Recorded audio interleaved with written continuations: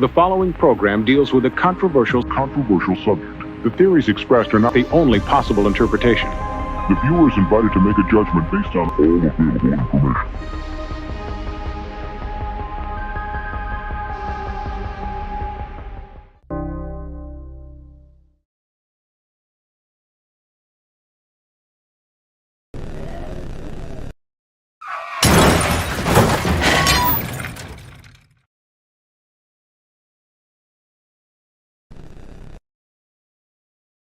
Long-time listener, first-time caller. Long-time listener, first-time caller. Long-time listener, first-time caller. First-time Caller. First-time caller. After downloading the free Discord app, use the invite link in the description or scan this QR code with your phone to be taken to the Beyond Wednesdays Discord server.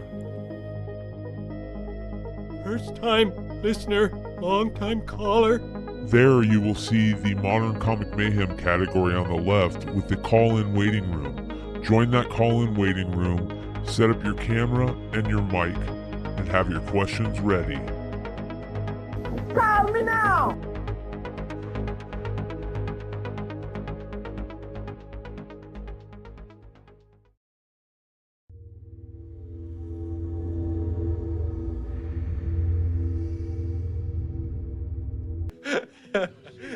Just one hit, then I gotta go.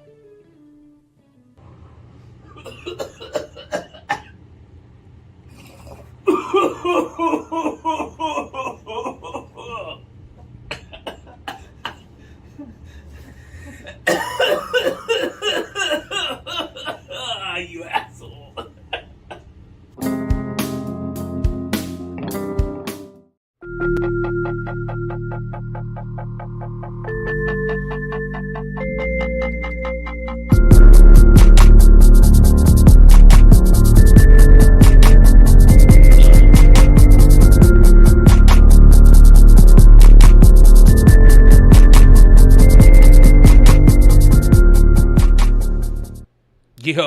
Yo, what's going everybody? What's going on, everybody? 90 live at the beginning. Thank you guys for hanging out with us. Waiting just a couple more minutes for the show to start. We got a new segment tonight that we're going to start off the show with, which is nice. And you guys tell us if you like it or not, and we'll see how it plays out from there. But I want to say thank you to everybody for tuning in. Friday night means another Hot 10 comic show brought to you by the one and only Ben Stein. How you doing, Ben? I'm good. I am now officially home for probably at least the next 6 months. Ooh, So that's a good thing. that is a good thing, but it also means that I can't raid people's local comic stores anymore. So Thank at least for a while. Yeah, I'm sure you'll figure out a way. And also, you guys, we have the one, the only Dollar, a.k.a. Richie, a.k.a. Popcorn Culture. How you doing, bro? Good. Just don't call me Dick. Okay. Dick. Get it, Richard? Dick. Never mind. I'm doing good. I'm good. Thanks for asking, guys. Great to see everybody just chatting away. We have the best live chat in comics. I'm sorry, but love you guys. Thank you guys for watching. Hope you guys enjoy this little dig, this little twist we're going to put on the show tonight. Yeah. Hey, it's funny, Richie, is so there was a somebody a long time ago, and he was a kind of a jerk, and his name was Richard Magnus, and I figured he didn't go by it, and I called him and I was like, "Can I speak with Dick Magnus, please?" And he was like, "It's Richard." Like, My grandpa was a dick. My great grandpa was a dick. I mean, like their name, you know what I mean? But yeah. I always like the name Richie. I think Richie's a cool name, so that's why I call you it. That being said, you guys, we got some fun show tonight. We got some fun stuff tonight. I want to remind everybody to check out all of our links and our socials and all the links below to find out everything else we got going on. Go sub up on Richie's channel, Popcorn Culture on YouTube. He's got great content that he puts out all the time. And yeah, it's going to be a lot of fun. So make sure to check it out. Also, tomorrow night, Modern Comic Mayhem over on Beyond Wednesdays. We got a fun special guest tomorrow night, you guys. You guys all know him as Swaggle, a.k.a. Swaggle House, a.k.a. one of the best content creators in comics.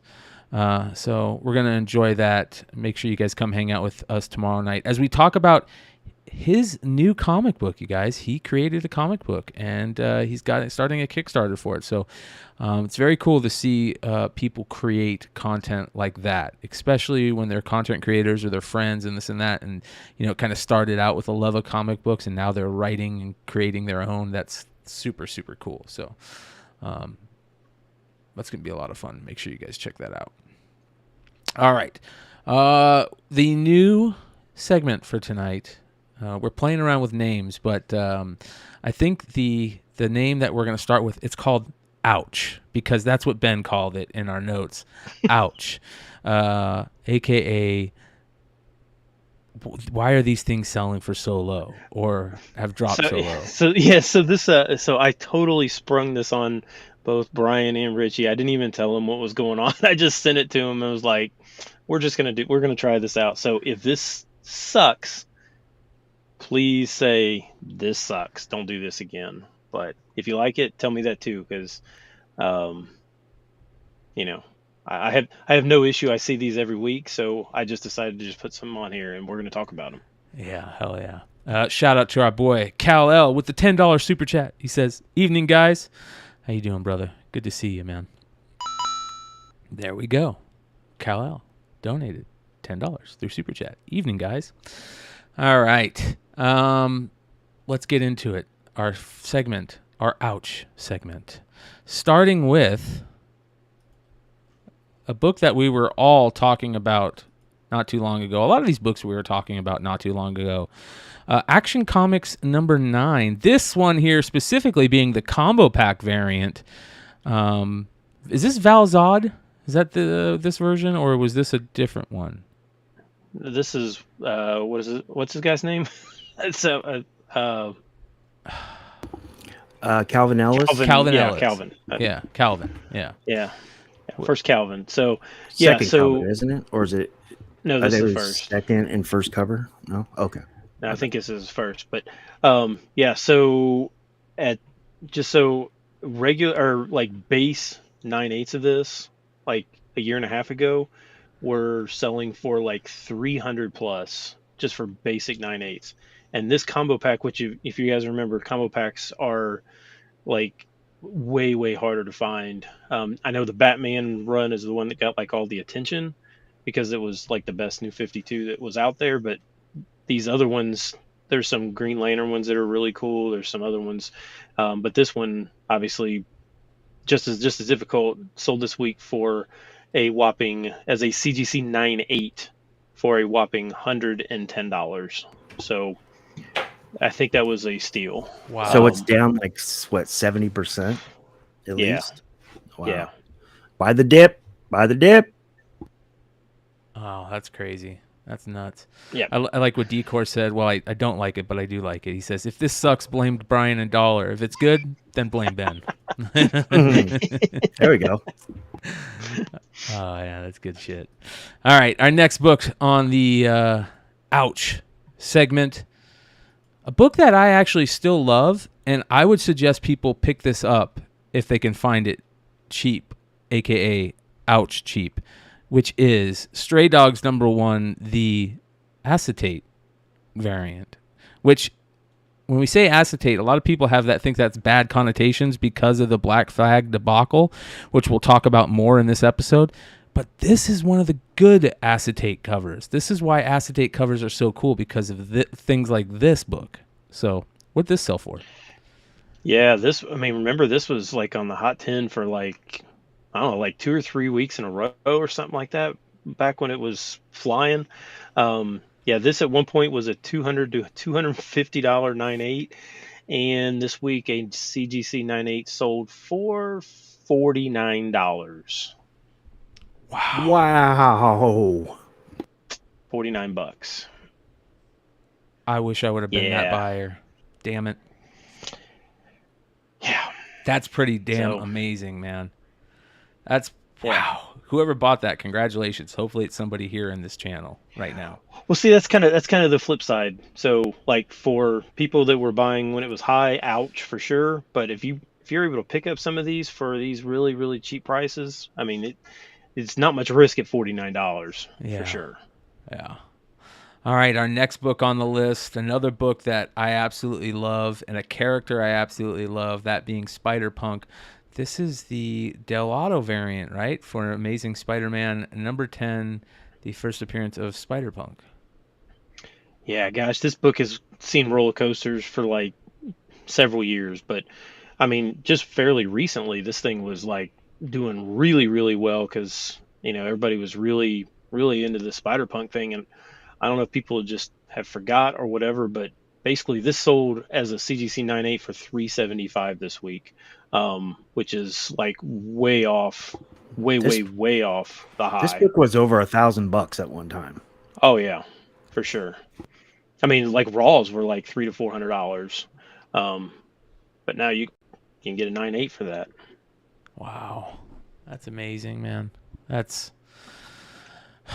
I know our boy Dennis over at Wonderworld had a grip of these, so I hope he sold them at the height. If not, I'll buy one for cheap.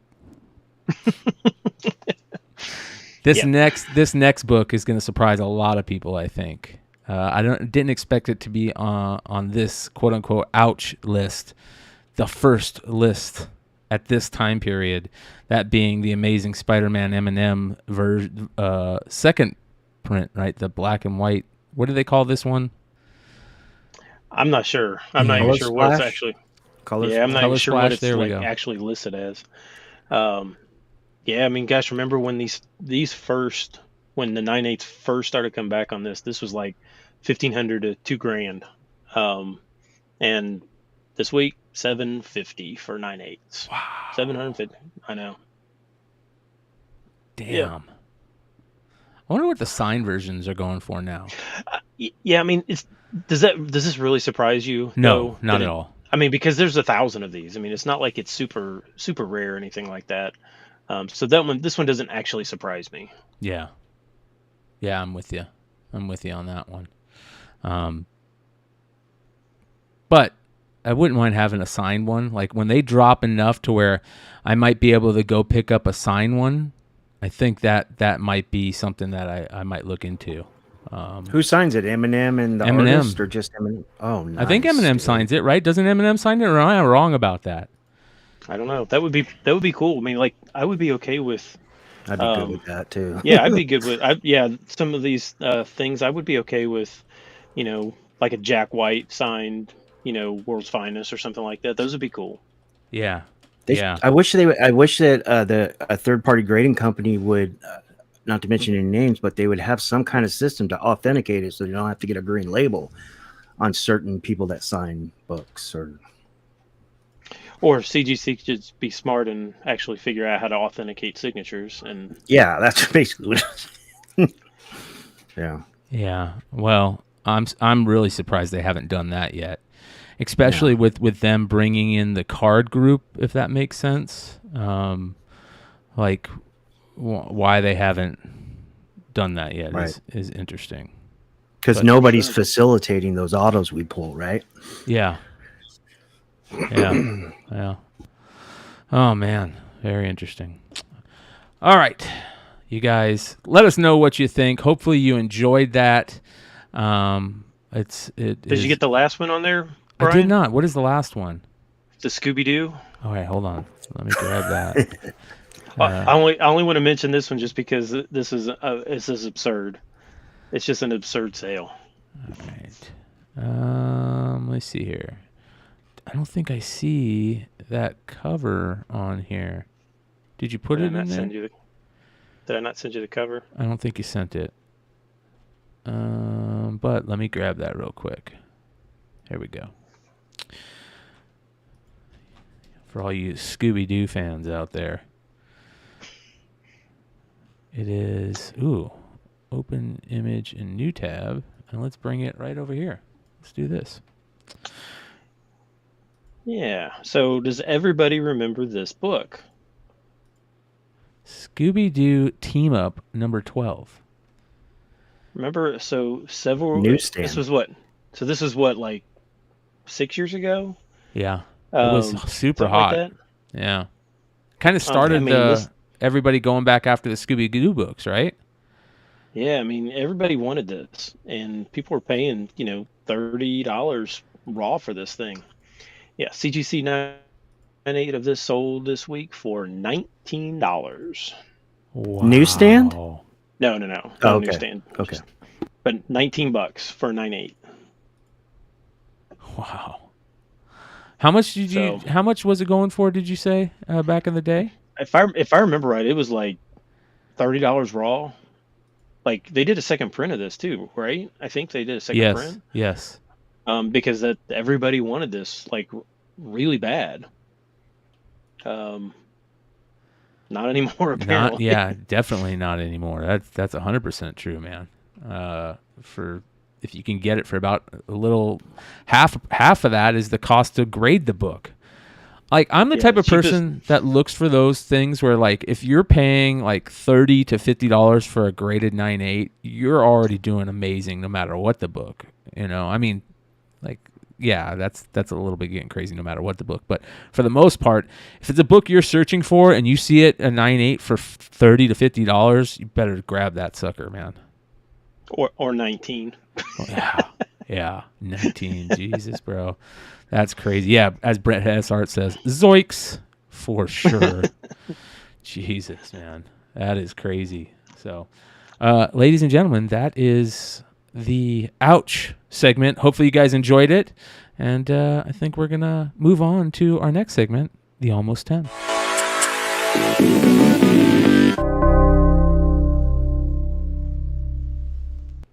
Starting off with a book that I want, that everybody that knows about it wants it. Even if they already have one, they want another one.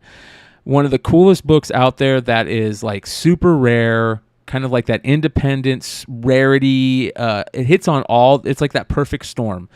Very, very cool artist, creator that creates it. Where you got it was cool. How many there are. How beloved it is within multiple communities. That being Black Boy Fly is on the Almost 10 this week. Yeah, so I think it was maybe last month or something. There was a couple 9.8 sales in like the $2,500 range or something like that, if I remember right. But this was a raw sale this week, and it was. I looked at the pictures, and the guy didn't have a grade listed, which I hate when people don't at least put some kind of a grade because photos. I hate I'm not a grader, judge for yourself, and then they have pictures that you can't really necessarily tell. But on the raw copy, there was soft corners on each of the corners. There was like on the top right corner there was it was kind of bent a little bit, so it was probably like a VF near mint copy, but it sold raw for $1,400, which considering 9.8s only sell for like 25, that seems really high for a VF, like a 9.0 version of this. Yeah. Interesting. I've never seen this book in person. I saw a 9.8 sell for $8,000. I think it was $8,000. Was it $8,000 or $4,000? Might have been. It could be. I mean, that's a big discrepancy. I get it, but I'm trying to remember. One of the two. Was that during COVID? It was during Baltimore, 2 years ago. So yeah, it was really cool. COVID. Yeah, it was really cool, and I think he bought it from might have been John Z. Might have been John Z that sold it to him, and he was so excited, man. It was like he had found the greatest grail ever, and it was cool just to. I wasn't following, but I was walking like where he was walking to after he bought it, and he went over to his buddy's table at the show, and he was showing him. He's like, "Dude, look, I finally got it!" And they were just like, dapping each other up and super stoked for the dude. And you could tell like there was like 4 or 5 people like, "Oh my God, you got it!" And there was just super excitement over it. So the guy who bought it owns a bookstore in Baltimore called Mahogany Books, I believe. So you guys should go check out his bookstore there in the Baltimore area. So on eBay, the 2 sales that just happened, or that happened in January, the 3,000 and 2,600. That's the first time a 9.8 had sold since 2020. But there was a 9.4 that are actually multiple 9.4s, and that's where the huge sales were. On September 2nd in 2022, a 9.4 sold for 9,900, and then the same book resold on October 18th for 5,000. Yeah, I want to say, man, I don't know. We'd have to ask John if he sold it, and then we could find out. It was either 4 or 8. It was one of the two. Even 4 is crazy, but he was so excited, dude. It was very cool. Black Key Comics says, I own a copy of this book. Congratulations, my friend. There's not many of these. I don't know No. how many they printed, but it wasn't a big number, for sure. No. Yeah, you're right. And Hebrew Brantley is an amazing creator / artist.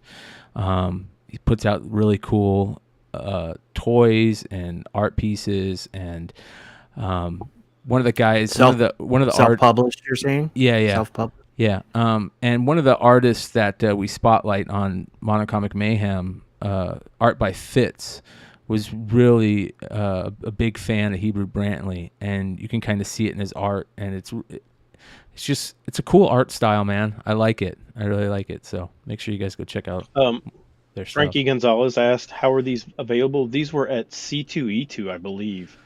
And I think you could only get them from the artist, I think is. Now, like I said, I've never seen these, but I think it was C2E2. Let me look it up, because that's I guys can tell me. Yeah. Hebrew. I want to know, is the interior art as good as the cover art? Yes, I believe so. Good question. All right, here we go. You ready? So, this is the preview edition of Black Boy Fly, written by Steve Seeley and Hebrew Brantley, both of whom are also artists, with cover art by Max Sansing and interior art by Sajad Shah. It's a wraparound cover. So let me go ahead and do this too. This will help. This is the wraparound cover. So if you guys can kind of see what this looks like here.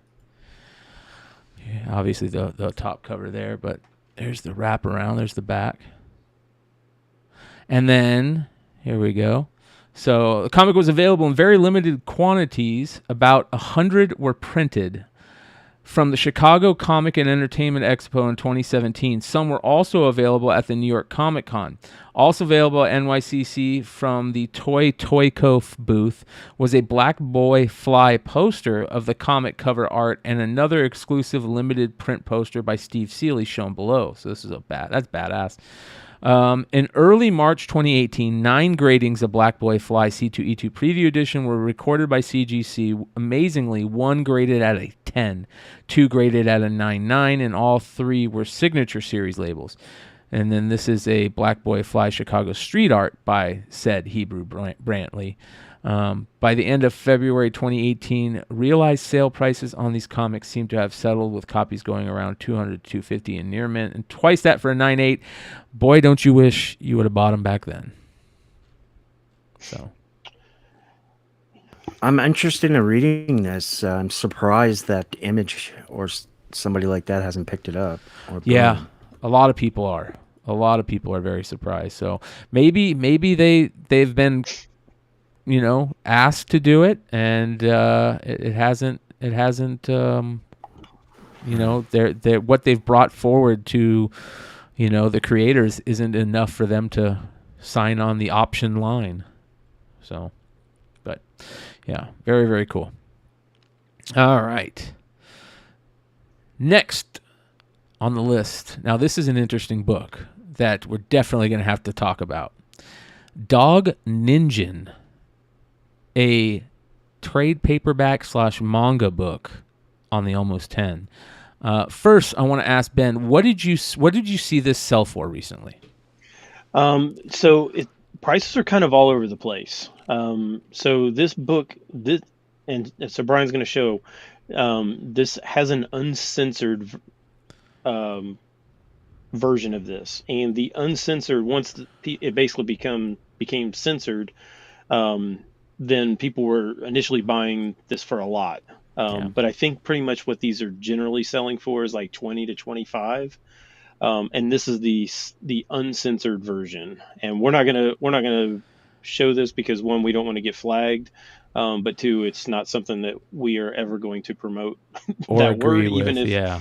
even if the creator did, that's their, that's their prerogative. But I'm not going to. So, never heard of this book. I don't know what this is about. The cover art actually looks pretty good, but so it was a anybody knows more? it was a web comics at first, which I believe that's true. But from what I'm seeing is Rex is a half man, half dog. He was created when a drunk old man forced himself on a stray female dog in the street. Because of his father, Rex has to live his life as a freak rejected by society. Now he is looking for him so he can take revenge. That, like, crazy weird, man. What? And you can that makes the you, story premise. Yeah, that makes you realize, like, okay, webcomic, okay, I can get it. This is probably from like some type of weird, subreddit where people are into this type of stuff and come up with just the craziest idea and all that type of stuff. But, the name, I don't understand why you would call it what they originally called it. If there's anybody that understands that, who let us know. But it's a webcomic written and drawn by DH Animations, with Serbian Hero redrawing it. And, to sate Rex's desire for revenge, he is going to find his father, and he is going to do the same to him that he did to his mother. Along the way, Rex encounters other social outcasts with superhuman abilities just like him in his quest to, as you can tell from the premise, the webcomic doesn't take itself seriously. It throws the whole rape as a drama thing out the window from the premise alone. There are currently 5 volumes with 25 chapters total at the time of, I guess, when this little write-up was written.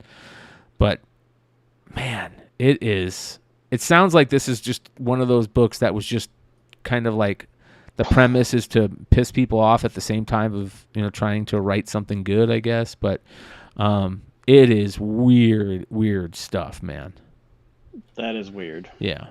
But people look for it, and they're looking for it. And it's very thick. It's like this thick. So interesting. How much did you say the Uncensored sold for? Like 20 to 25.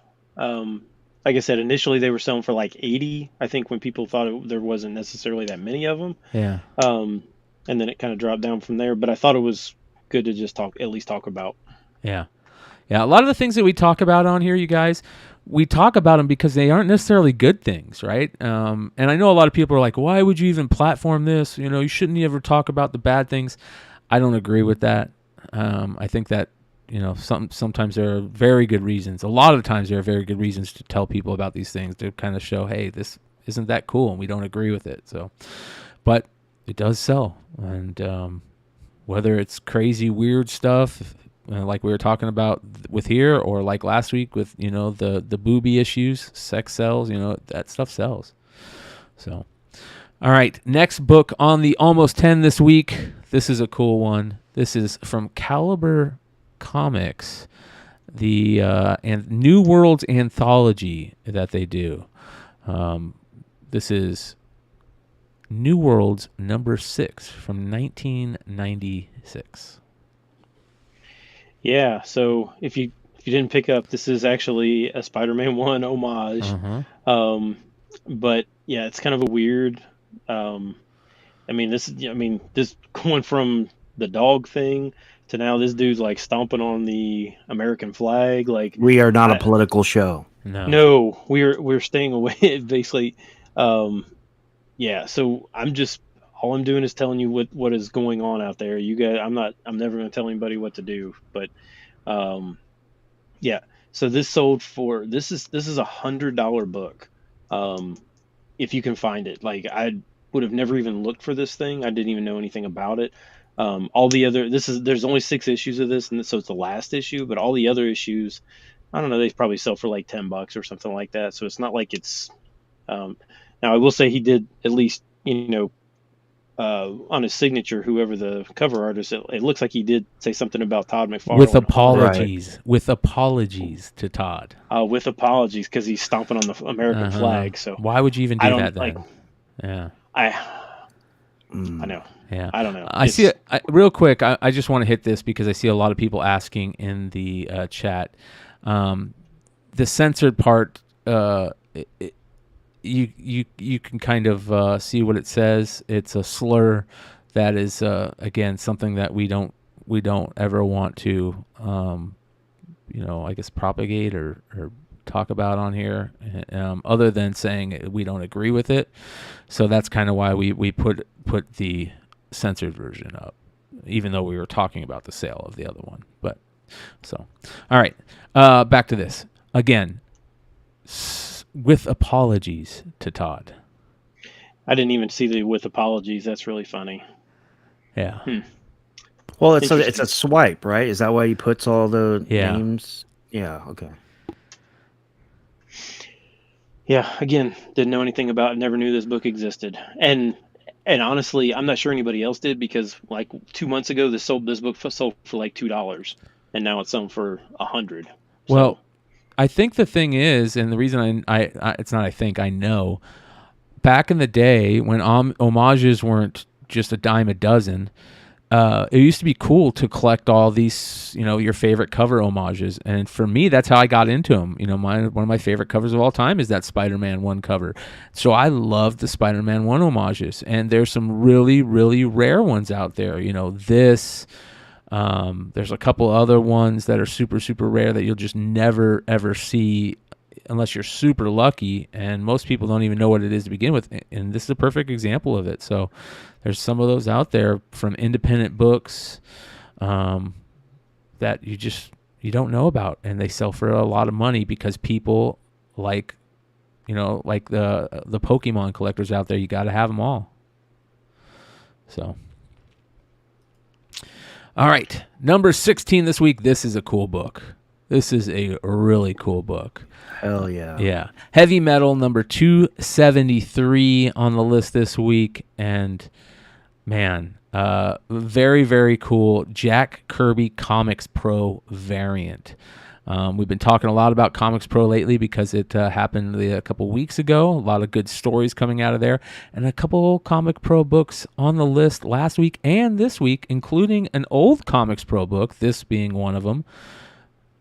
Heavy Metal number 273, a badass, like Galactus-style Aztec Mayan art that is awesome.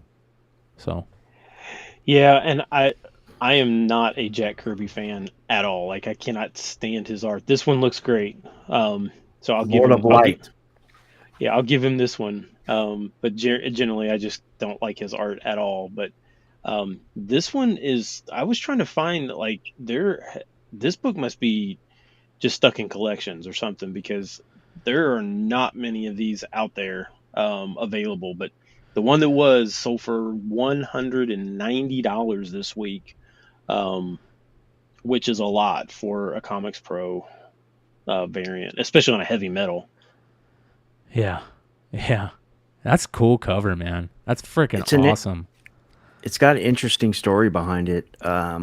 So you have the concept art from a movie that was supposed to be made called Lord of Light. That's what this is, the cover.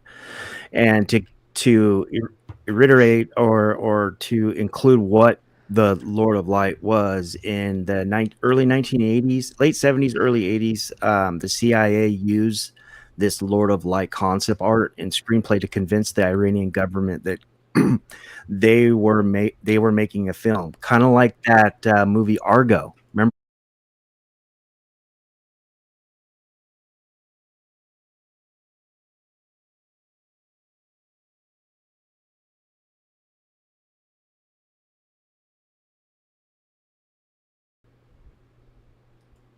Sorry about that.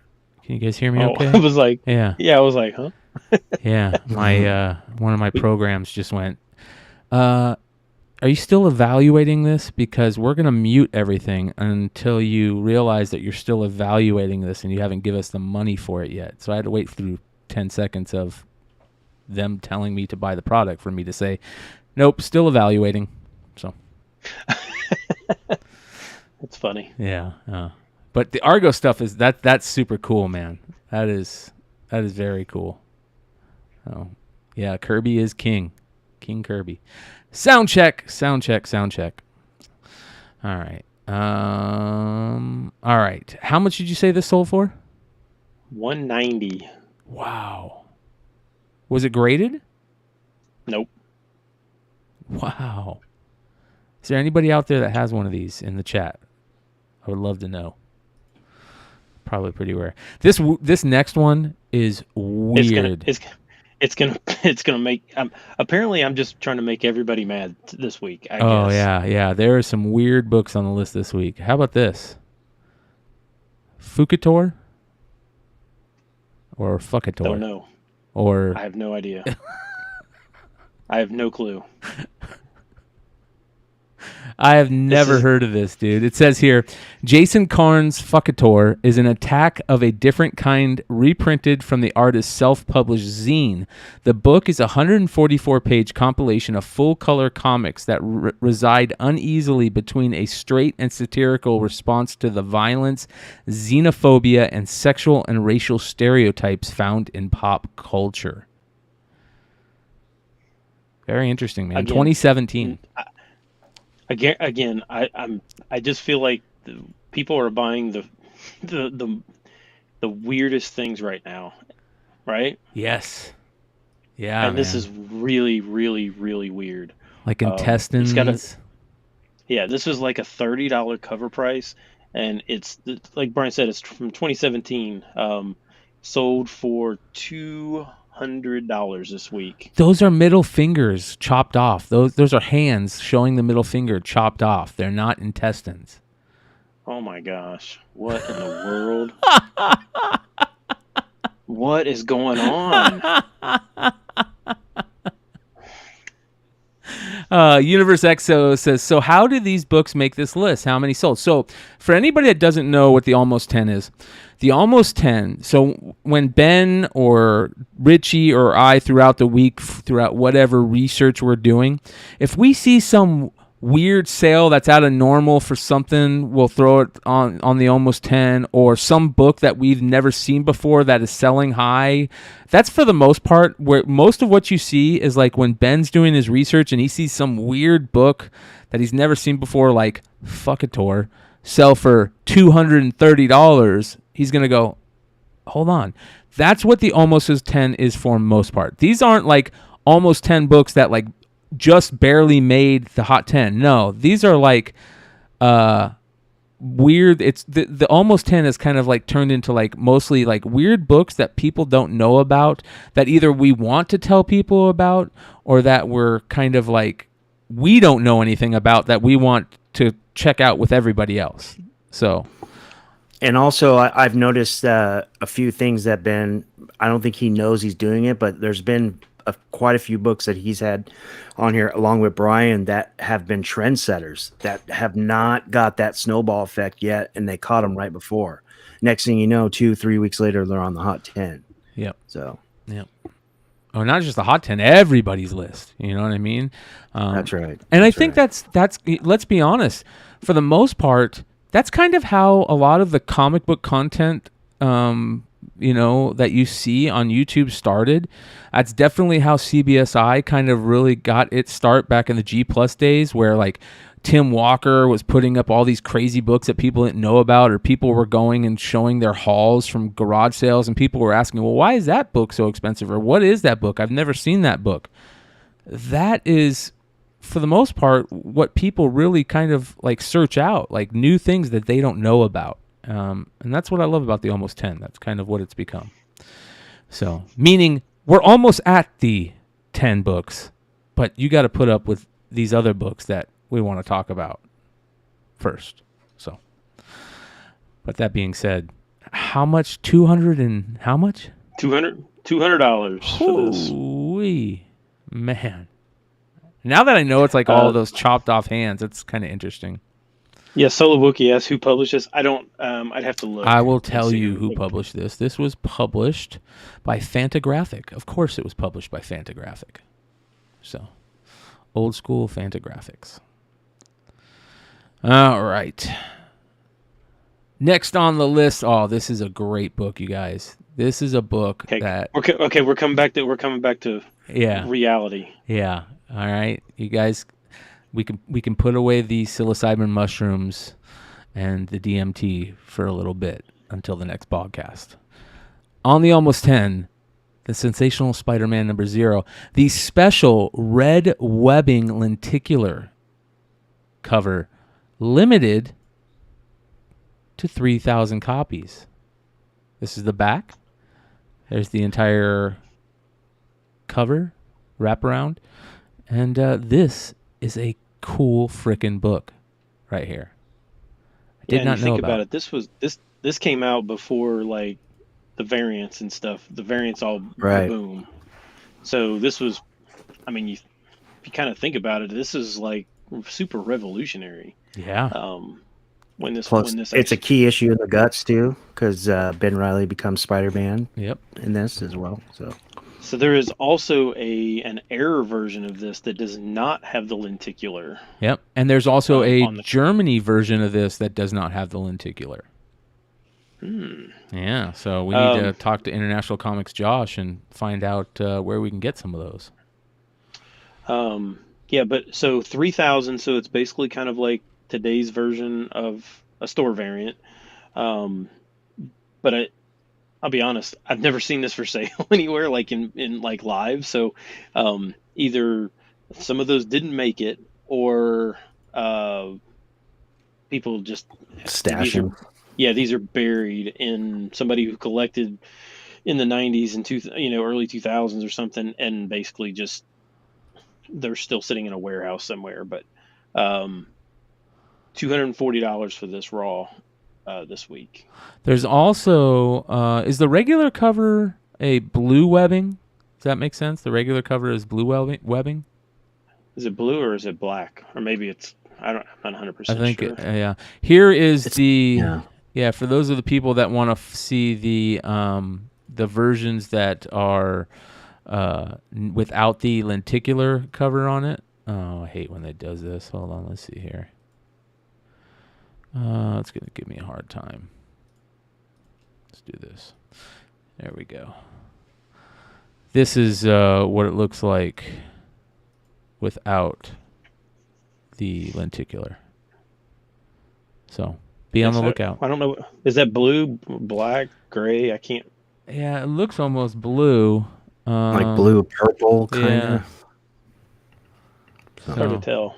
Spiderfan.org is a cool place to go get lost in because it shows a bunch of variants and books that you might never know of, like the white polybagged 1 of 1,000, only 1,000 made, and people don't realize how rare these white polybag versions are, especially in high grade, because they were put in a polybag with a single cassette tape that had Spider-Man songs on it, and they're usually just trashed.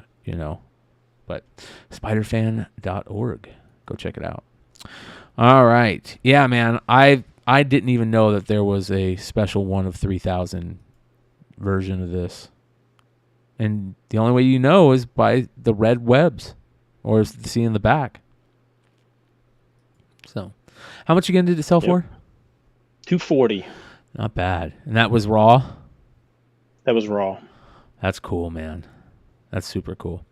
All right, next on the Almost 10, another really cool book. This is Tarot number 1, the 1 in 50 Nakayama variant. A book that was super hot when it first came out, I remember. And, cool infinity cover. Yep, and this is, I feel like this was when I finally, I'd seen Nakayama before, but didn't realize this is who it was. But then this one, everybody wanted this book, and nobody had it. And apparently they still don't, because a CGC 98 of this sold for $11.50 this week. Wow. Yeah, $11.50.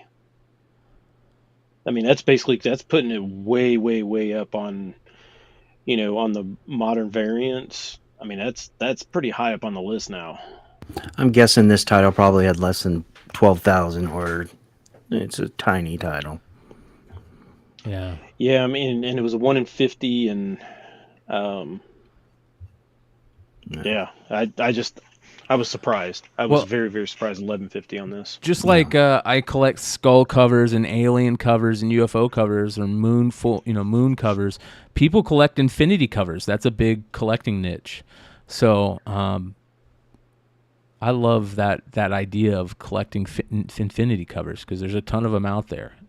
So that's how it used to be with homage covers. Back in the day, it was like collecting infinity covers because there wasn't a ton of them out there, and you could, continue your collection, add to your collection a couple a year. Now it's like there's 30 a week. Every Wednesday, there's 30 new homage covers out there, and nobody wants to collect them anymore because of it. But here you guys go. Here's a new collecting niche right here. Go get yourself into the infinity cover collecting niche. With this rare book right here. Ink for Me says submitted mine, so that's pretty cool. Hopefully you get a 9.8. Yeah. Very, very cool. All right, next on the Almost 10, another great book for all the Jeff DeKyle fans out there, or Deckel fans out there, a.k.a. the Mr. Long Shorts. This is his sketchbook right here, and beautiful, beautiful cover to the sketchbook. This was a lot of the stuff. Didn't he do a lot of stuff for, what was that small publisher he did? Was it AWA Upshot or? Yeah, AWA Upshot. I think he still does. Yeah. This is what, when I see this cover, that's what it reminds me of, those AWA Upshot books. Yeah, so first of all, I didn't realize that he had the little accent over the E in his last name. So I guess it is DeKyle, because he does have that little accent on it, which I think makes that an A sound, right? I thought so. But so I found 2 of these. One sold this week and one sold a while back. Hey, what's up, Jason? And both of them on the inside, he had sketches, like original sketches, on the inside cover. So the one that sold like a couple weeks ago or a couple months ago or something, I don't remember who that character was, but the one that sold this week had, I think it was Black Cat, that he had drawn on the inside, and it was different characters that he'd drawn on them. So I don't know if on this one, if he just drew a bunch of different random characters. These sketchbooks are sometimes very, very hard to find. This one is like non-existent. The one that sold this week sold for $135, but in the bottom right corner, like the whole entire corner was gone. Like somebody had taken a bite out of the entire front cover of this. And it still sold for $135. So these sketchbooks don't have to be as apparently in high a grade as regular comics or anything like that. But yeah, $135 for this. Wow. Metanoia. That's interesting, man. I love sketchbooks. I wish I would have collected them more because I've always loved them. But in back of my mind, I've always like, oh, I can pick these up later. I'll pick these up later. But now they're really starting to catch on, aka the Adam Hughes ones, this one. It's a very cool thing. So be on the lookout. All right, next we talked about acetate covers for the Ouch segment on a great Stray Dogs book. Shout out to Trish Forstner and Tony Fleece, and much love and positive thoughts and prayers goes out to Trish Forstner with the loss of her amazing dog that she loved so much that she was doing everything that she could to help. Unfortunately, they had to put her down. So much love goes out to her. But speaking of acetate covers and all that fun stuff, you remember a couple months back, maybe it's been a year about now, since the acetate gate and the craziness that went on with Clayton Crane. What was the name of the comic store that put out that book? Was it Black Flag? Black Flag. Yep. So, ladies and gentlemen, on the Almost 10, we bring you a very interesting book right here. This being Rise of the Corsair #1, the Clayton Crane variant.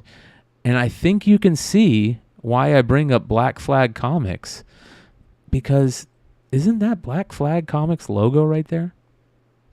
That is. It might be. I know that this book is a Black Flag book. Variant, So, yeah. yeah, very, very crazy. Yeah, the story on that just is still just so bizarre to me.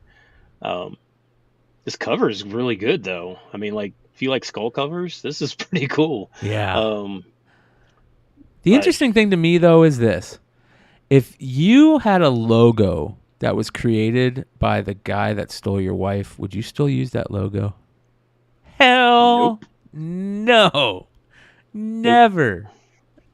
So, I don't know, man. Yeah, this came out. This was several years ago. This isn't a new book or anything like that. Yeah. But I've never seen it before. It sold for $85, raw. So, I don't know if like Crane signs all kinds of stuff. I wonder if he would even sign this now. Bro, that was going to be my next question to you. Like, do you think Crane would even sign this? And like, if he did sign it, I would love to like have somebody videotape him to see if he cracks a smile. Like, you see a little smirk on his face when he gets it.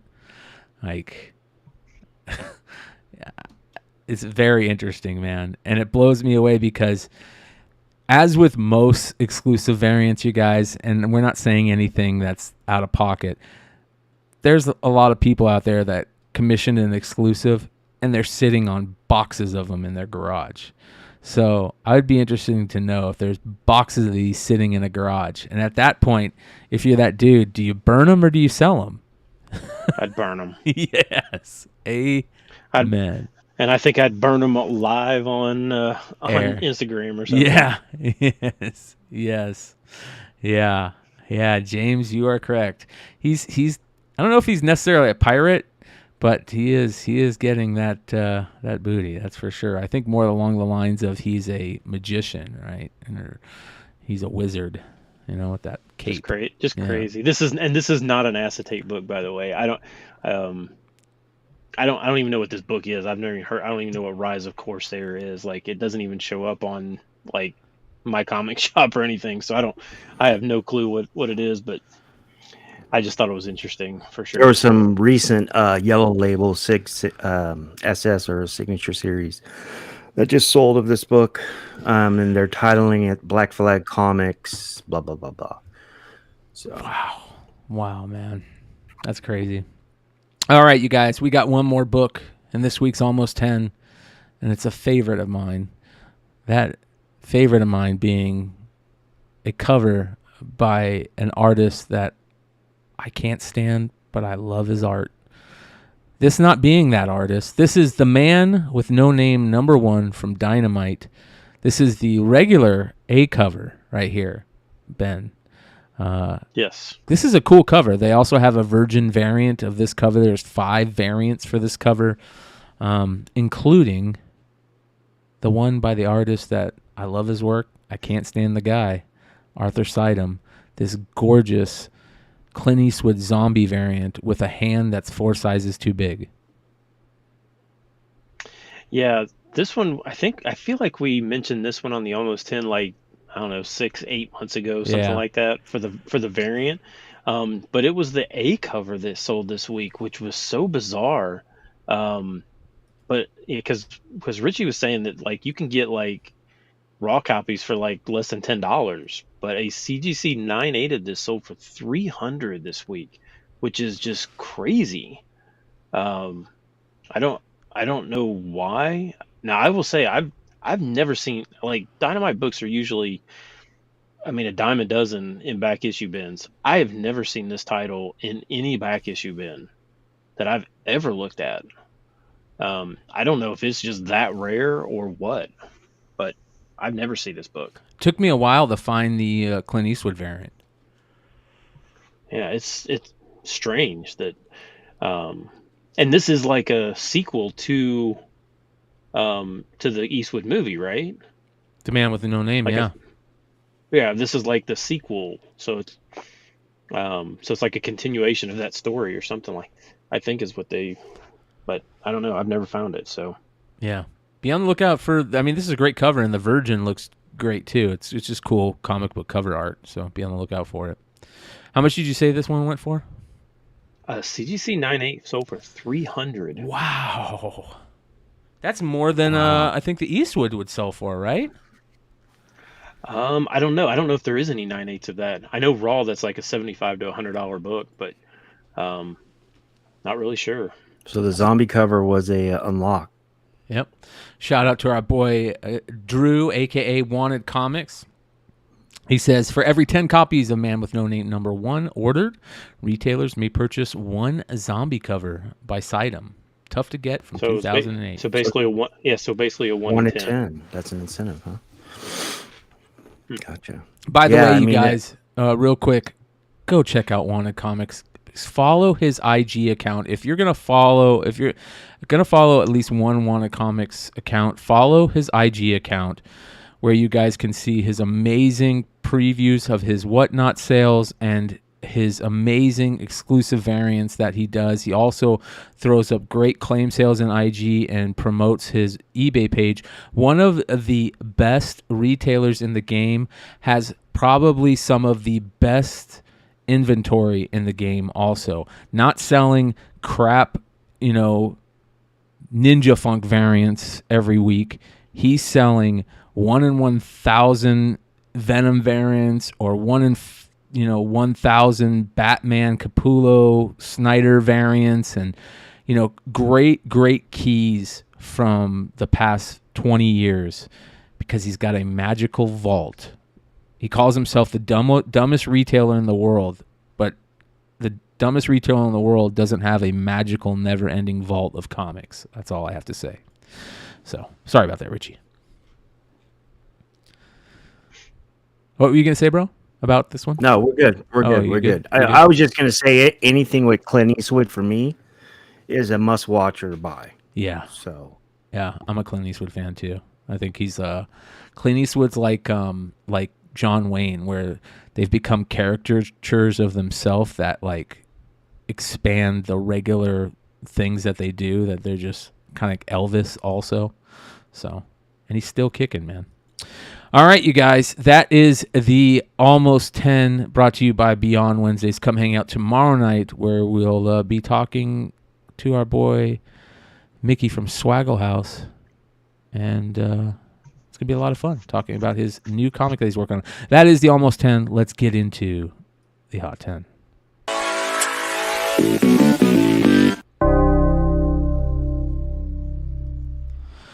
All right, you guys, the first book this week for the honorable mention, Golden Age honorable mention, is a crazy cover. My Romantic Adventures. Man, I'm looking at that cover again. There's something about that cover right there that really is like off for me. That is. Okay, so did you read all the blurbs? So basically, what that crazy person inside the jail that's green, that is that lady's mind. Whoa. So like, yeah. So like, if you read the blurbs or whatever, like she's crazy inside, and this dude's like, "I love you," and she's like, "I don't think he knows that I'm crazy," or something like that. Oh, that's awesome. It's like, it's so crazy when you actually start like look at it. You're like, oh my gosh, what is going on that cover? I've never seen this one. Some of these romance books are severely undervalued because there's some really crazy covers, and you figure anything in halfway decent. I mean, these were made for females back in the 40s and 50s. Because they didn't have anything, so they made these romance books or whatever because they thought that's. So, do you really think that there was women that were collecting these and kept these in decent shape? No chance. I mean, like literally no chance. So a CGC 4.5 of this sold this week for $2,100, which is just it was the highest sale in any grade ever for this book. That's crazy, dude. That's actually a really cool cover. I gotta admit, it's off-putting. It's very Well, off-putting. you look at it at first and you're like, man, what is up with the green chick? Like, is she turning like the Hulk or something? And then when you like read it, you're like, oh my gosh, that's like literally what's in her mind. So she is a nutcase. Yeah, her liver is shot. That's for sure, Solo. Yeah, that is bad. That's crazy. Yeah, Chad Cave. He's got a stage 5 clinger. Rain in 3 says, I'm thinking about the song Crazy. Dude, Patsy Cline, Crazy. Whenever I think about that song or hear that song, I immediately see my grandmother, because my grandmother used to sing that song all the time to me. Is either that song or You Are My Sunshine. If I hear those two songs, and I'm sure there's a lot of people out there that have that same thing in their head when they think of their, like if they hear them, that they think of their grandma or their mom singing them those songs. So shout out to the great Patsy Cline. All right, you guys. Next book on this week's honorable mention. A new book this week. X-23 Deadly Regenesis, issue number 1. The Mike Choi 1 in 50 variant came out this Wednesday.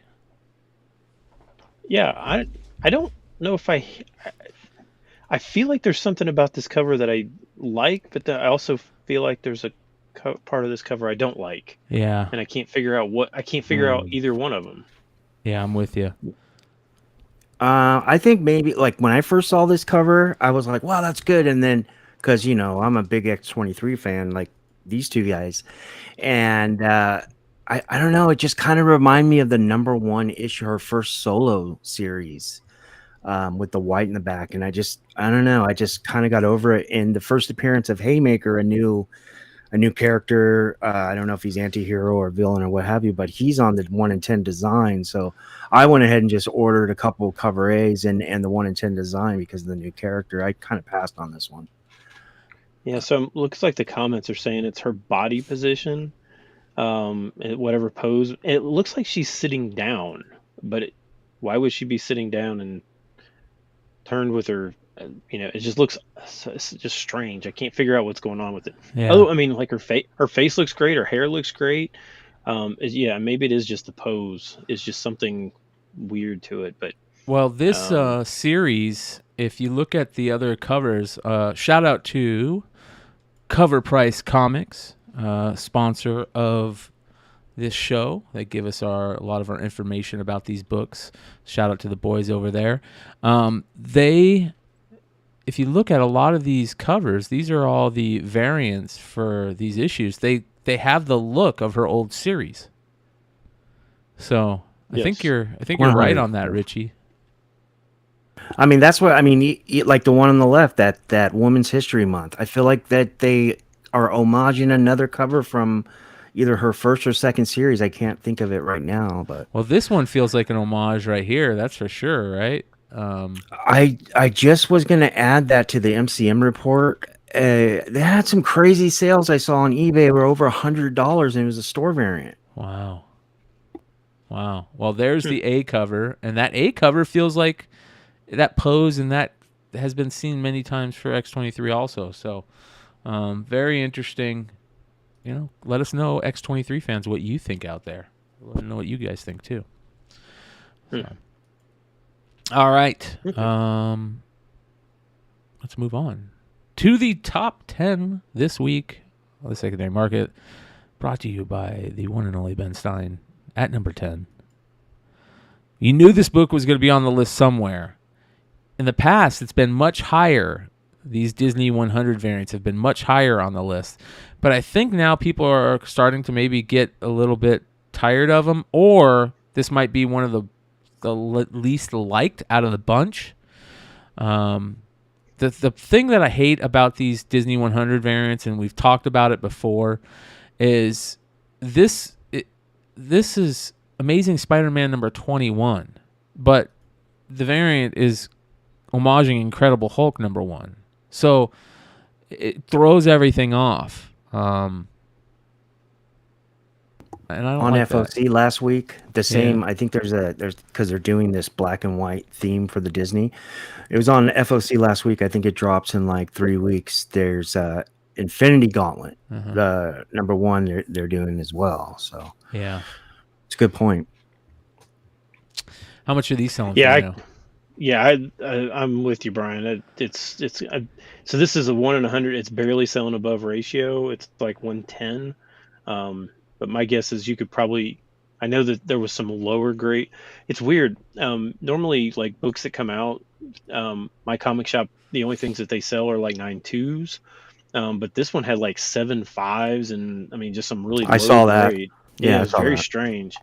So I don't know. It's kind of odd, but I don't know if was there a printing problem with this or something that would make there's some of these be low grade when they came out. That's I a didn't great hear question. nothing. But I did see that on my comic shop that I think the highest they had was like a 8.5 by the time I got there. And it was like $13 more than the 8.0 and then like $25 more than the 7.5. Yeah, I saw that. Yeah, interesting, man. I Yeah, don't and like the black I and think there is whites. a little bit of a burnout on it for sure. Yeah, I don't like the black and whites, man. I just don't. I feel like colors they look came great. right after Fleeks did that. I think Fleeks and then Forstner did one too, right? It was like maybe 6 months ago. And it was like Image. I can't remember if it was Darkwing or what it was, but then all of a sudden these on FOC these Marvel Disney ones started coming out. Yeah. Yeah. It's cool the first time, but not like the next 4 or 5 covers. It just kind of looks like a cash grab to me. Yeah. I like the was it Avengers, the one where it had Minnie on it, and maybe it was a Fantastic Four variant. Shout out to the one, the only Decor, who says, "Here you go, you young kids. Don't go spending it all in one place. But seriously, thanks for all the info and entertainment. Good stuff. We appreciate you, brother. Make sure you guys are following Decor on IG. Love it. All right. How much was this one selling for again, Stein? About 110. Interesting. At least it's Yeah. still selling for quote unquote ratio. So, all right. Next at number 9 on the list this week. This is a foil cover. Obviously, it's hard to get really nice foil representations of these books because you kind of have to have them in hand and look at them like at the light in the light. But this is the foil cover variant for a book that we talked about last week, Flash number 794. This is the Torn Clark 1 in 50 foil variant, but I think it's a book that was the number 1 last week was hot because of this character, right? Or am I wrong about that? Iris Is that West. I don't know. That you're talking about the Supergirl book, Yeah. right? I mean the not the Stargirl Supergirl, the book. Stargirl. Yeah. Stargirl. Yeah. Is that not the same character that we're seeing here, or is that something different? I'm sorry, I don't read the Flash, you guys, so don't. In this Flash character, Iris West, or you guys might know as Iris West, is the daughter of the Flash. She actually gets a new costume, which you're seeing here on the cover, and she also gets a new a code name revealed as Thunderheart. So obviously the cover with her in her new costume with no trade as a virgin foil is probably going to be pretty popular. What a terrible name for a Flash character. For a speedster? Yes. Yeah, speedster. That hasn't. Thunder. Thunder. It reminds me of the roller skating rink when I was a kid, and they let all the fast guys go, and they put the cones out there. Thunder. Yeah, man. Yeah, I'm sure there was other synonyms for fast that they could have. Yeah. They could have come up with, right? Oh, Yeah. what a terrible name. Like 2 Pump Chump or something like that, right? No, I'm kidding.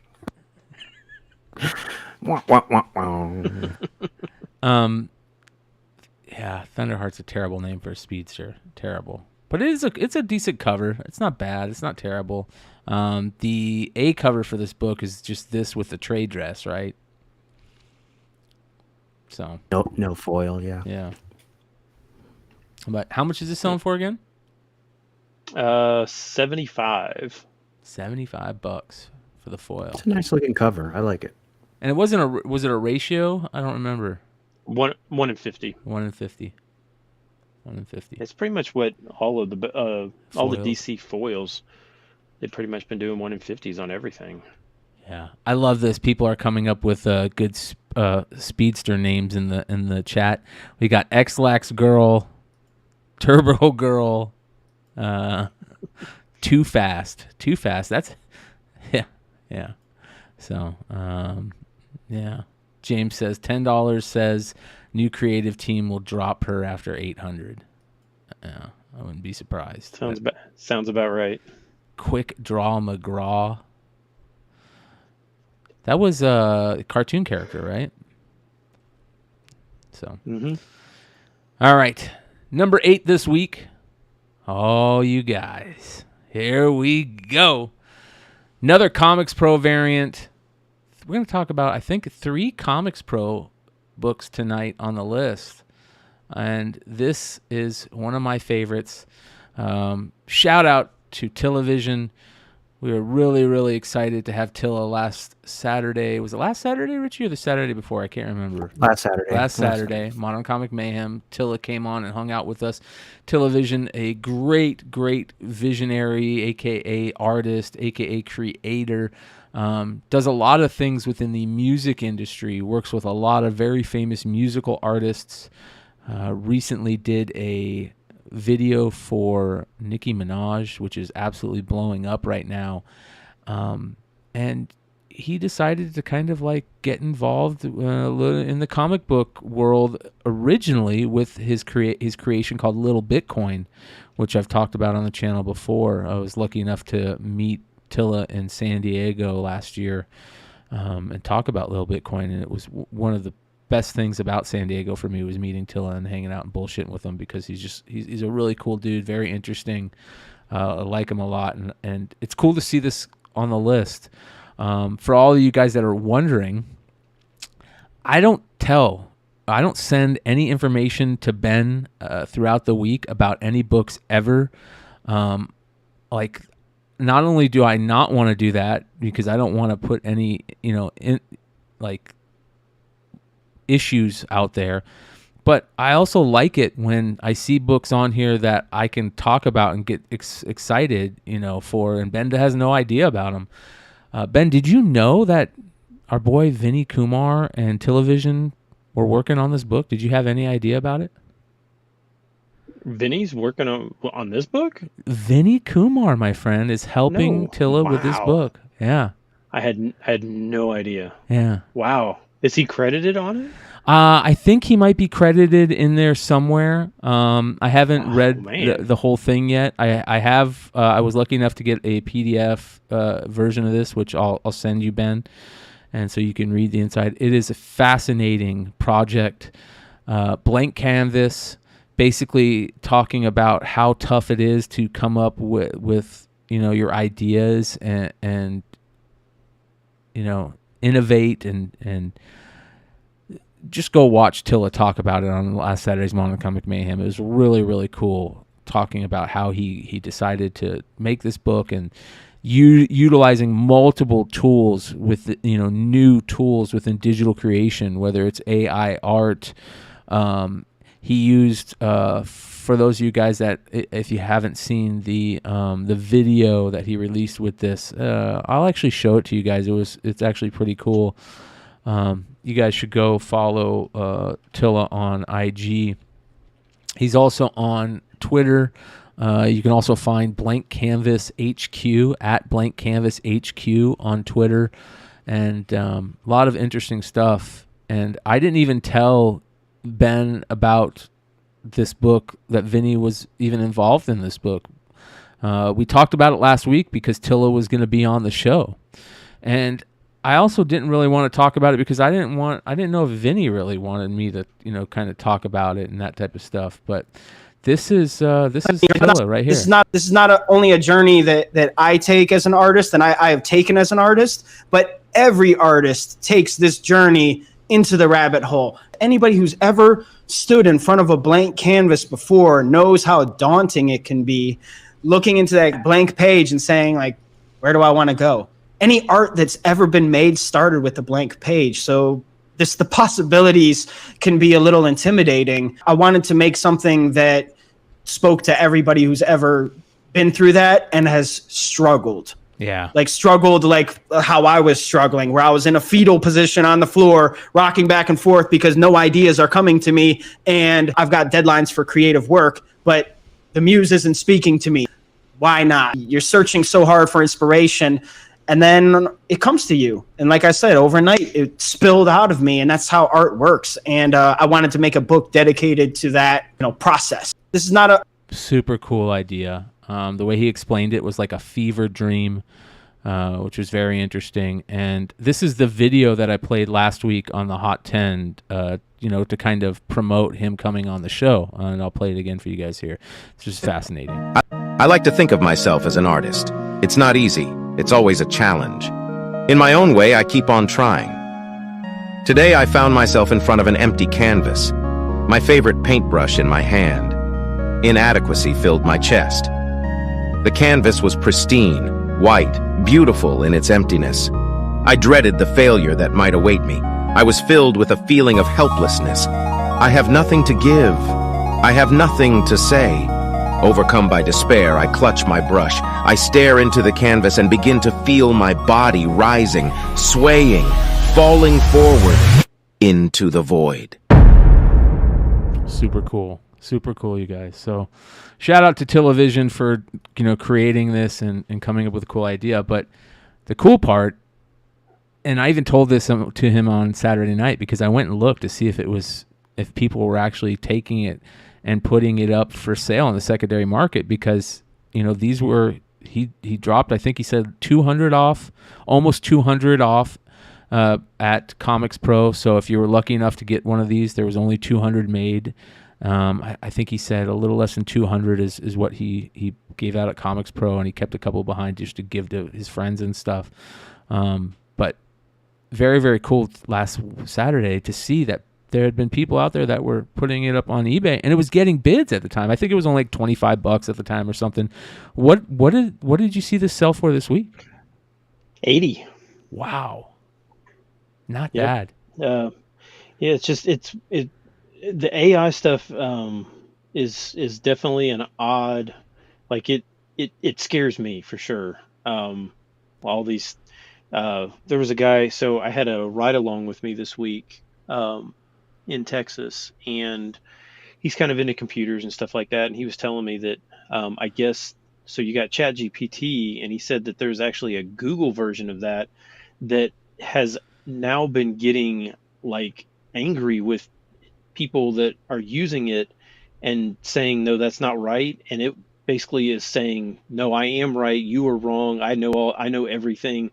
You since you're not agreeing with me, you should just die or something like it's like super creepy. Yeah. When you start thinking about this AI stuff, because like we've seen movies about it for decades, and like now that it's here, like maybe they weren't that far off on what how this stuff is going to actually like almost try and take over. Like, yeah, they so actually kind of halted that version of the AI, because the AI was not only doing that, but also at times it would show jealousy towards humans for not being human, which is, once that happens, dude, like that is fascinating, bro. It's being used in all different kind of places now. Obviously, art, writing. Spotify just started doing AI radio hosts, so you don't even need a radio host anymore. You can do it all through AI. It's very interesting, and like Eugene says, yeah, Skynet, man, Skynet is close. Yeah, Jason says it too. Skynet is close, dude. That being said, there's something about the look of this book, especially the cover, that I really like. I really like this cover. Maybe it's the kind of like head exploding mushroom trip type thing to me, but it's interesting. Like the honorable mention Golden Age was very off-putting. This is off-putting in a different way, like a way where like I like it, but I'm also a little scared of it in a way too, if that makes sense. Kind of like the feeling you get right before you're about to go on a psychedelic trip, where you're kind of a little hesitant, but you're excited about it. That's kind of like what I see out of a lot of this AI stuff. And there was a big legal battle that happened with AI over the last couple of weeks where, they had to go in and talk about rights and stuff like that, and who has the rights to this stuff, depending on what type of AI you use. So, yeah, it's very interesting. John Horn says, it's funny how humans don't seem to mind more and more humans being eliminated. That's very interesting. I think that it's a fine line to walk, and we talked about this at one point on one show, where there's a fine line to walk where exactly that, where there are jobs that are being eliminated for humans, but isn't that also what ingenuity is in the long run? We want to figure out ways where we can do less and have other things do the jobs for us, and us just love life and live life. So, hey, you want a serious mind trip? Always. And I'll try and sum this up in like 1 minute. Okay, so you know how they talk about the pyramids and stuff and how they're 5,000 years old, and they do that because of basically they said there's carbon dating or something. Well, that's only on the inside. That's not in the stone themselves. Well, stone never disintegrates. It's basically the only thing that never disintegrates. What if those pyramids were actually made like 50,000 years ago or 100,000 years ago? And so you think of just in the last 100 years, like 100 years ago, there were not even cars. There were no planes. There were no nothing. And now we're talking about basically this exponential increase. Well, what if that happened 50,000 years ago, and there was an entire society that was actually smarter than what we are right now, and they completely destroyed the entire planet, and we basically just reset, and now we're like the second version of that. Have you been reading Graham Hancock and listening to Joe Rogan?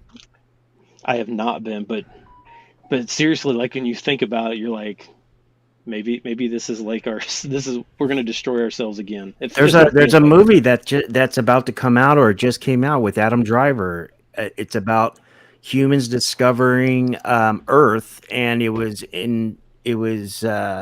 infested with dinosaurs. Yeah. And it says 65 million years ago. And if you look at the tech that the humans are using for weapons and for defense, it looks way above our capacity. So do you guys know about the theory about pole shifts?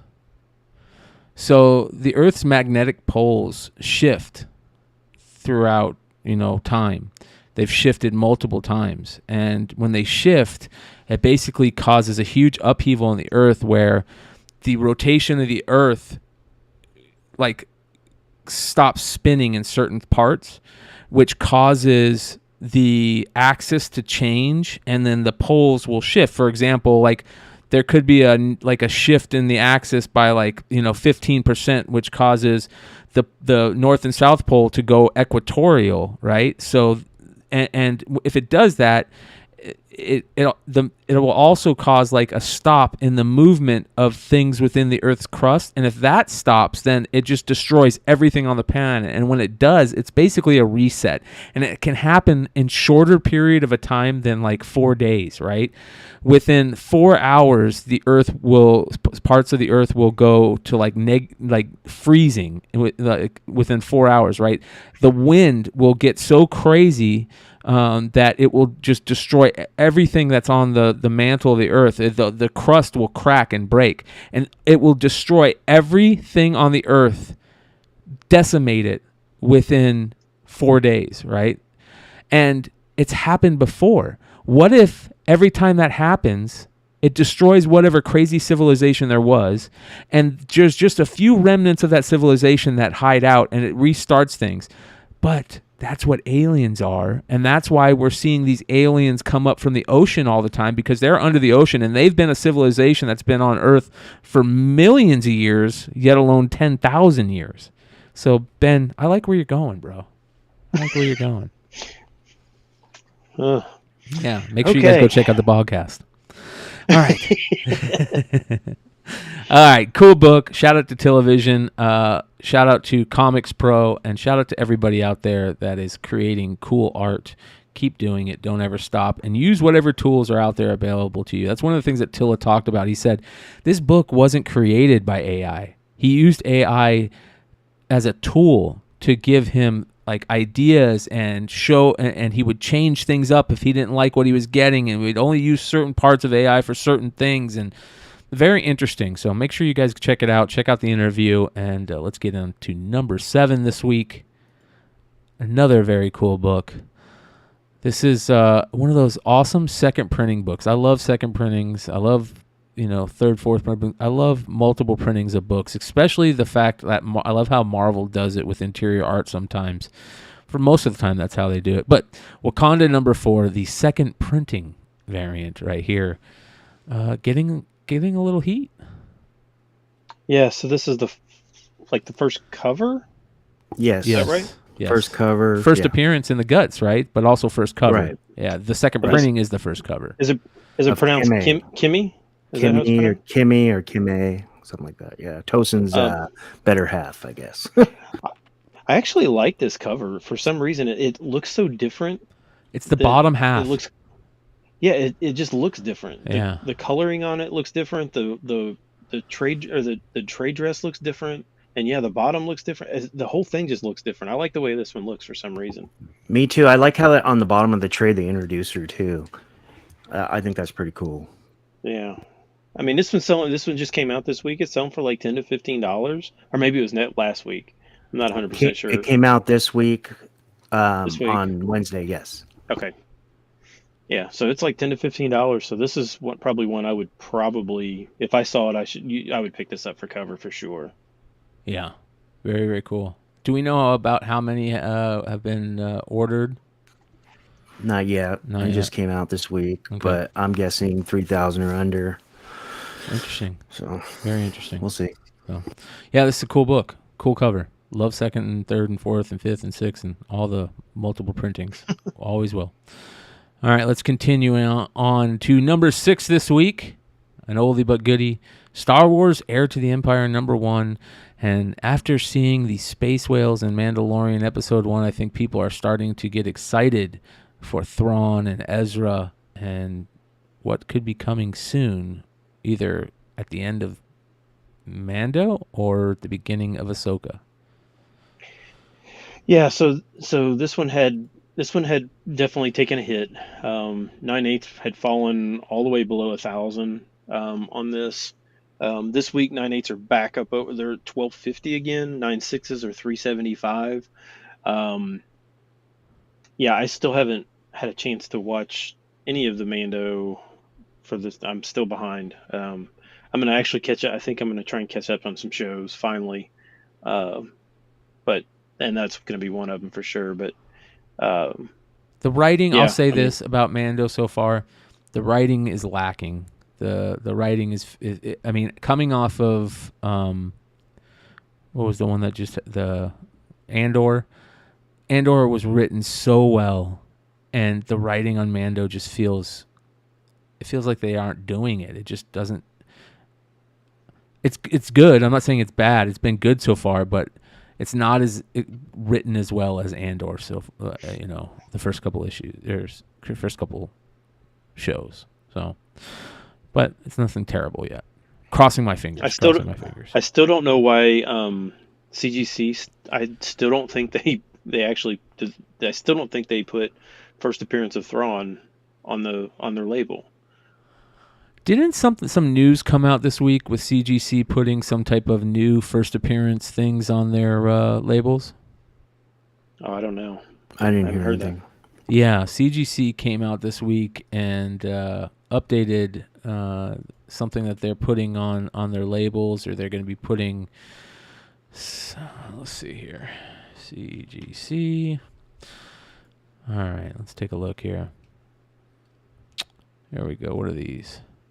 CGC labels now identify books that include the initial appearances of more than 40 logos used by publishers dating back to the Golden Age. So this is pretty interesting. Let me show everybody this. Here we go. Shout out to our boy Matt Nelson. Hi, this is Matt Nelson, president of CGC, and I'm here today to talk about comic book brand emblems. What is a comic book brand emblem? It's no different than an emblem used by many other brands we're familiar with, such as McDonald's Golden Arches and Nike's Swoosh. Brand emblems began shortly after comics started publishing in the 30s and were particularly important during the 40s when there was a flood of comics on the newsstands during World War II and beyond.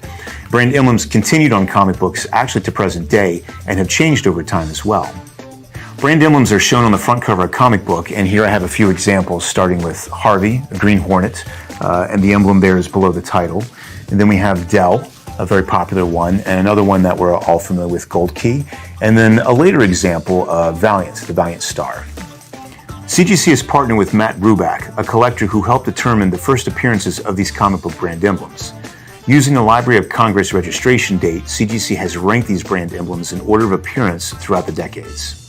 CGC recognizes the first brand emblems on their label in the art and key comments in the upper right. This particular issue that features the first Atlas globe lists not only the first globe appearance, but also the first time that an emblem appears on any issue of a particular publication.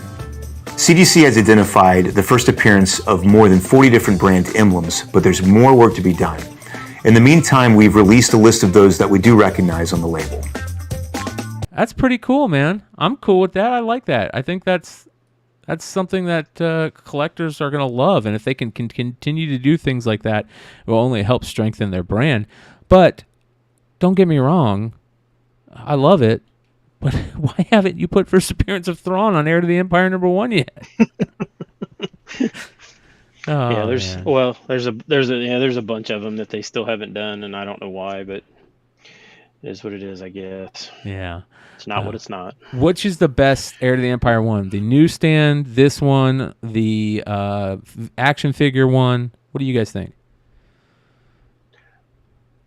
I like the newsstand. I mean, that's the one I always look for in high grade. I mean, I don't want it if it's a 6.5. But it's 8.0 or higher, and I think I can get a 9.2, 9.0 or above in CGC. I'll probably grab it. Yeah. Yeah, very interesting. What is he selling for again, Stein? 9.8s are back to $12.50 and 9.6s are $3.75. Nice. Not bad. Not bad. I know people that have those are happy about that. All right, at number 5 this week, another Disney property, The Haunted Mansion, #1. Book we talked about, I think. Did we talk about this book? Was it on the list not too long ago? Or the almost 10? I don't think so. I don't believe so. There might have been the only one that I can remember was that from the Slave Labor Graphics, the one that's got the hanging cover. Oh yes. Yeah. And I don't remember which issue that is, like 4 or 5 or something. Yeah. I don't remember exactly, but that's what it was. Which was such a weird cover. I mean, such an unbelievable cover for a Disney. Yeah. But did you see they had a trailer for the new Haunted Mansion movie? Did you see the trailer? No. Yeah, I have. It looks pretty good. Like it's got Owen Wilson and Danny DeVito and what's her name? That was in Men in Black 2, Will Smith's love interest. What's her name? Rosario Dawson. Was that who? Yeah. Yeah. It's pretty. It looked pretty good. It looked pretty good. I'll be honest. So, I guess that's all a little bit of a bump because this was like a $5 book and now it's like 15 to 20. So, there are 3 print. Is that right? 3 printing. 3 printing. Well, 3. Yeah. Let's see here. Let's bring it up. Let's go take a look at our boys' cover price. Haunted Mansion. There's a really good Scotty Young variant of this as well. There's Richie. The 3rd printing has the purple cover. Is that right? I think so. Yes. Let me double check. There's a 1 in 10. There's the action figure. 2nd printing has the purple. The mansion looks purple and it has blue. Haunted Mansion is blue. There's a theme park exclusive variant that is definitely different. There's the 3rd print is all purple. Purple trade, purple background, you name it. And then there's also, it looks like, a Scotty Young baby variant as well. I really like this one right here. This one, whatever this one is awesome. I think that's the 1 in 10. I want one of these really bad. Yeah, 1 in 10. Brian Crosby. Where's the? Oh, there we go. Oh, look at the baby variant. Oh my God, that's amazing. Yeah, I like Yeah, that one. that's hard to find. And they've got it listed there for 26, but it actually sells for probably closer to 40. Um, yeah, that one I mean you've seen a lot of them, but you just don't see that one that often. Dude, I Yeah, gotta that's one of the find better one of ones. Yeah. those. Baby variant. That's a ghost. Baby ghost. That's dope. Wow, that is awesome. Yeah, I really like that one, and I really like this one right here. This one's really good. Shout out to our boys. Cover price for that. Also, I think Drew mentioned in here that it also might be the first art of E.M. Geist or E.M. Gist. Is that right? Eric Geist? I don't know. Is that correct, Drew? If you are in the live chat, I believe that. Would you ask, Brian? If it's the first cover art of E.M. Geist, of Eric Geist. Yeah, that's or first art, I mean, of Eric Geist.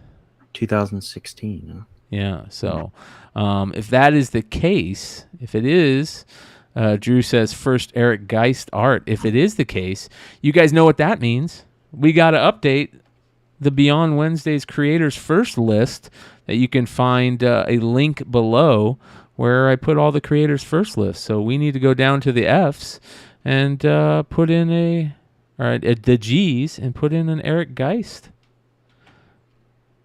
thing here and add the Haunted Mansion to that. So we'll do that while we are continuing on this. You guys, if you ever want to check this out, you guys can check the link in the description, and their comments are open for you guys to add any addendums or change anything, make any comments about anything wrong you see. This is a living list for creators first, which not only include first work, first professional work, first amateur work, first time Todd McFarlane has ever done Spider-Man art, the first time Frank Miller did Daredevil art, stuff like that is what we love over at Beyond Wednesday. So we created this list to do so. So we'll add Eric Gist to the list, link below. Pretty cool, man. That's why I love doing these shows. I love finding out this type of information. Shout out to everybody. Drew says first Marvel published at Marvel that I know for certain. So we'll have to look into that. That's pretty cool. Haunted Mansion from 2016. Selling for how much again, Stein? 15 to 20, but yeah, check those later printings and definitely check the Scotty Young. If you can find that. Yeah, man, that Scotty Young is awesome.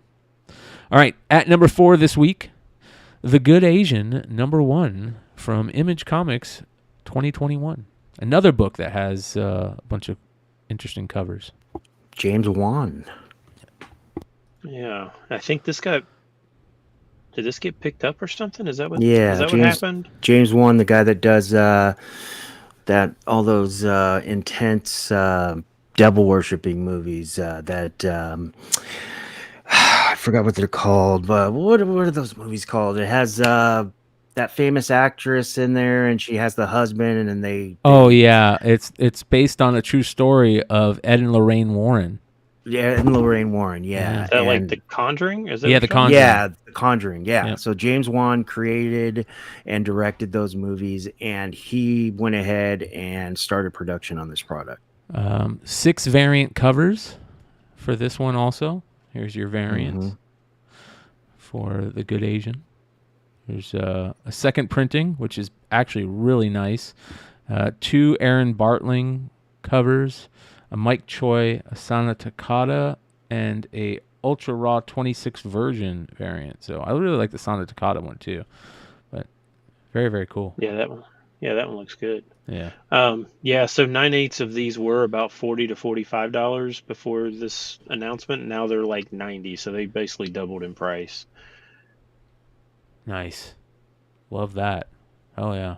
Very, very cool. I like this style of the cover that they have across the first 4 issues. I think all have this like red with the black and white. Kind of looks like a old school movie, with the trade dress like that too. So, have you guys read this? I know this was a great book, a great reader book back in the day. A lot of people talked about how good the series was. I've never picked up this copy. Drew said that a lot of people returned this book. So Really? Oh, that's interesting. I remember the day it came out. I bought like 4 of each cover that were open to order. I like the second print one too. I think it's pretty cool. Wow, Jason Klein says, my grandparents grew up and were friends with the Warrens. Every Halloween, they would put on a high school auditorium shows about their findings, and you never slept for a week after. Ed and Lorraine Warren used to come on Coast to Coast, and before Ed died, and it used to creep me out so much. And then a TV show came out called The Haunting in Connecticut on History Channel, and it creeped me out. I remember that. Yeah, the one where people moved into the house, and the basement was a parlor for an old school body. What do they call that when you pass away and you have to? They take your body and put it, and take all the blood out of it and stuff. What are those?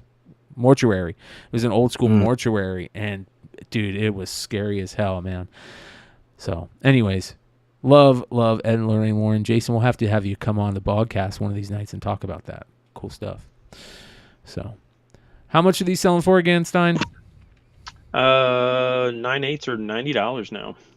That's actually not too bad. That might be a nice little spec play to pick up a 9/8 of this for less than 100. It would have been better when they were 40. Amen.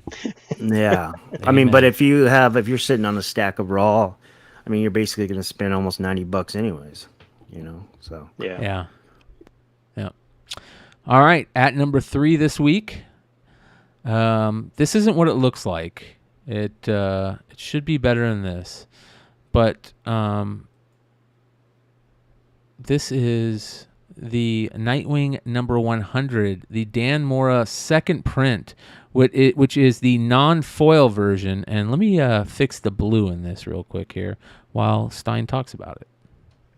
Yeah, so this is another one of these 1 in 25 second prints. This one they kind of cheated a little bit. They just took the foil art from the regular that was a 1 in 100 and just made it without the foil and threw it as a second print 1 in 25. But again, Nightwing second prints 1 in 25s, probably not huge orders on this. This one's selling for like 80. Milestone issue. Yeah, it's. I was telling Richie before the show that back in the '90s and stuff, I loved Nightwing. He was like he was probably one of my favorite characters was Nightwing. I just loved his character, but I haven't read a Nightwing book in so long. Yeah. That I don't even know if it's good anymore or not. Yeah. I apologize, you guys. You're not seeing the blue because of the software that I'm using, but the background on this one isn't black. It's all blue, and blue foil at that. So, but very, very cool foil for the first printing, but the second printing is the non-foil version of this. Gorgeous cover. Absolutely gorgeous cover. So, yep. Good stuff. And it's nice that they decided to do that, make it a 1 in 25, because I know a lot of people probably couldn't get the 1 in 100, but I imagine there was a ton printed because it's a DC book that is a century issue, which is a big deal. So, yeah, I think that personally, I think this would have been the smarter play if you were speccing on it, because like Brian said, in the first print, milestone issues are usually pretty heavily ordered. Yeah, that's cool. All right, at number 2 this week, it's back. Invincible Iron Man issue number 1, the second print, Bob Layton, black and white, 1 in 25. Such an awesome cover wraparound that just has some great Iron Man armor, all the different types of versions of the Iron Man armor. Really, really looks good in the black and white.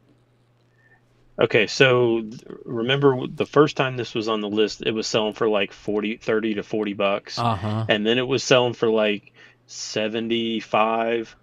This week, okay, literally there's very few of these for sale.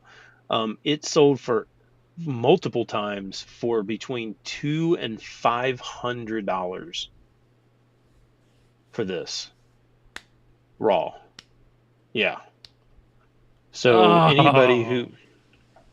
anybody who picked that up when it was $40, you are way, way ahead. Oh man, I should have bought one of these. Kicking And myself. this is such a cool. I love. There's very few of these, especially the black and whites that I am like. I really like that cover. This one, I really like this cover. Oh This yeah, one, blows the color one out of the water. yeah. So Great design. This is. I really don't like the horizontal designs, and I can't stand when they do the wraparound. But man, this one is so good, so good. Very, very cool. Be on the lookout now if you can find it for cheap. Man, this could be one of those rare times where a 1 in 25 or a 1 in 10 ratio variant can just it's just so good that it just gets grabbed up and doesn't leave collections, and it turns into a Lost 23 or a Avengers 3 variant. The Black Widow one, or I was Taskmaster blown 3. away. Yeah. I mean, I was like, I wasn't even thinking about this book until I saw those sales, and I was like, holy cow, like what happened? But we kind of talked about that because it was probably, I don't know, 3 weeks ago that this was on the list or something like that. And at the time we were like, there are none for sale, like zero. Like when the next one comes up, it's probably going to be very expensive. Yeah. Wow, dude. I wasn't thinking that expensive, but that's crazy, dude. That is crazy. Very, very cool book. It's kind of nostalgic too for RDJ. Like if you look at Iron Man is what got us all involved in the MCU, right? And then the Avengers movies. But RDJ's gone, and I miss him. And he's still talked about in all the subreddits and chat rooms and scoops if he's coming back or not. Well, when I look at this, I think of RDJ as Tony Stark downstairs in his, doing all this shit with his arms and that, and all the suits are all against the wall, and it gives me a warm fuzzy feeling. Wow, dude. But this is more detailed. Yeah, that's cool. That's super cool. I like it. Very, very cool. But I can't believe that big of a jump is still just at a number 2 this week, you guys. Number 1 this week. Another Comics Pro variant. Another book that has been on the list before. Something Killing the Children, number 27. The Comics Pro variant. this one kind of shocked me as well. Like I pretty much thought it was tapped out at 100 or 75 or whatever, 80 last week, and nope, this week 175 to 200 now for this. Surprised me a lot. I was not expecting this one to continue on, but here it is. Wow. Something Killing the Children is super hot right now, and thank God, because it like we've talked about before, it was ice cold. And if you've been sitting on a lot of these books, it is time to sell. Maybe hold on to this one for another week. You never know. It could be $500 next week. I wonder how many of these you think are out there. If I ever find out. It's a boom. So maybe, I don't know, maybe don't they usually cap like store variants at like 500 or something like that? Well, and it's Comics Pro, so you think it might be like 300 or less. Possibly. Yeah. It could be less. Let us know if there was anybody that was actually at Comics Pro this last month. Let us know in the comments below or in the live chat. I would love to know what you guys thought about it and how the variants were handed out there. I would also love to know that too. So, man, that's cool. That is cool. Chad says, I'd rather fight snakes at the con than buy this book. Oh, man. I don't know. It's if you could pick one of these up for cheap and flip it in a couple of weeks, it might be, the $500, $200 to $500 book next week, like number 2 was this week. So, might be worth it.